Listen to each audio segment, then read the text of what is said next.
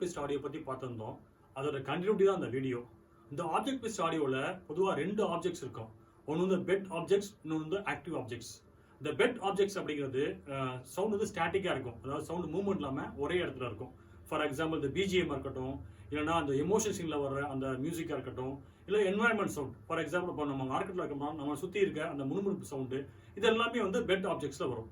இந்த active objects அப்படிங்கிறது sound வந்து மூவ்மெண்ட்டில் இருக்கும். இந்த சவுண்ட் எப்படி மூவ்மெண்ட் ஆகணும், அது எந்த லேயரில் வரும், ஏன்னா அந்த ஆப்ஜெக்ட் பேஸ்ட் ஆடியோவில் மல்டிபிள் லேயர்ஸ் இருக்கும், அது எந்த லேயர் வரும், இதெல்லாமே டிசைட் பண்ணுறது இந்த சவுண்ட் டிசைனர் டீம் தான். தமிழில் வந்திருக்க ஆப்ஜெக்ட் பேஸ்ட் ஆடியோ மூவி அப்படின்னா நம்ம லியோ.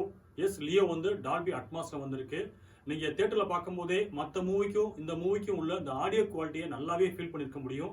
அதுக்கு காரணம் அந்த சவுண்ட் டிசைனர் டீம் தான். பொதுவாக அந்த டீமை பற்றி வெளில தெரியல, but they have done the amazing job. This is Joseph Clayton from Smart Home Cinema. A great sound through science.